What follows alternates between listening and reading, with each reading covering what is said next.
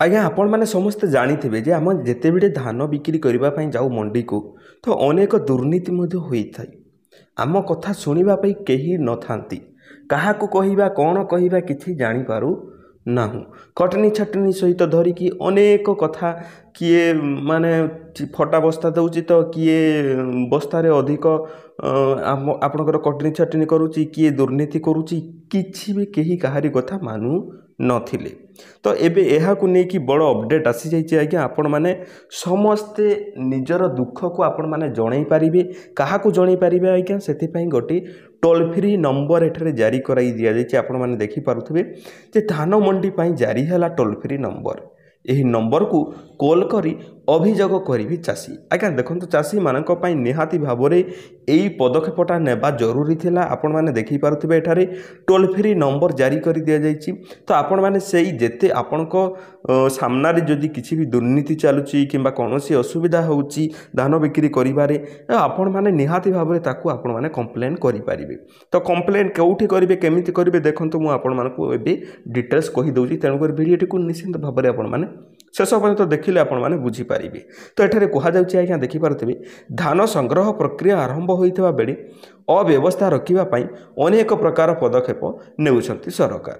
ठीक अछि वर्तमान धान मंडी पई टोल फ्री नंबर जारी कराई दिया जाइछि आज्ञा एठारे देखि पारुथिबे 1967 मन रखु आप 1967 रही टोल फ्री नंबर धान मंडी रे अव्यवस्था रखापी 2024 घंटिया कंट्रोल रूम करा आज्ञा 2024 नुह 24 घंटिया कंट्रोल रूम करा कंट्रोल रूम रो उद्घाटन करिसेंती खाद्य जोगाण मंत्री कृष्ण चंद्र पात्र।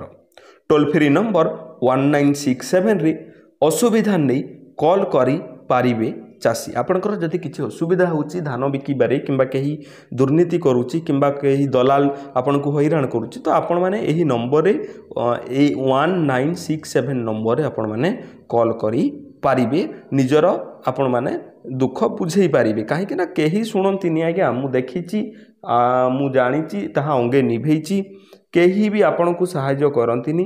तो आपण माने निजे आपण कॉल करिकी अभियोग करि पारिबे बा कंप्लेन करि पारिबे फोन करी मंडीर असुविधा अभियोग करि पारिबे चाषी कमांड कंट्रोल सेन द्वारा सबु मंडीर सीसीटीवी अनुध्यान करा जिवो अभियोग आसीबा मात्रे नोडाल अधिकारी तुरंत जीवे बोली कहिसंती खाद्य जोगाण मंत्री।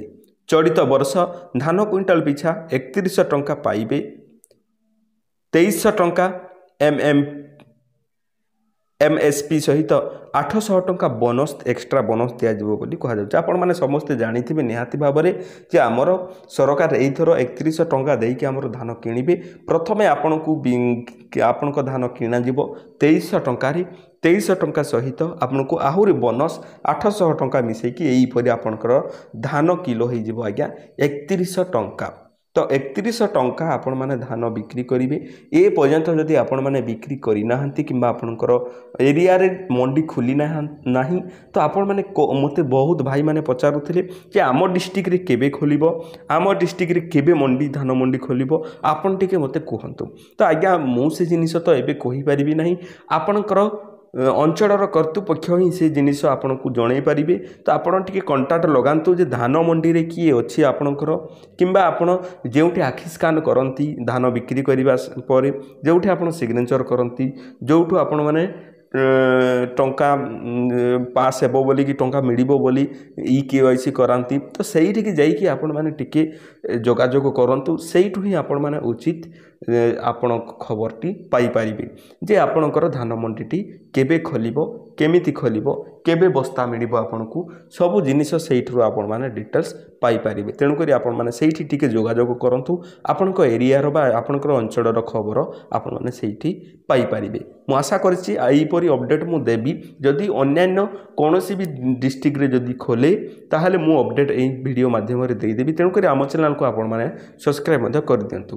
पुणी देखा बा एक सुंदर वीडियो रे सांग मानक पाखकू निहाती भाव वीडियो टी शेयर करंतु कहीं आपण तो जानी पकेली किंतु आपण सांग किंबा आपणकर साई बंधु पड़िशा कहीं भी जानी पारिले नहीं।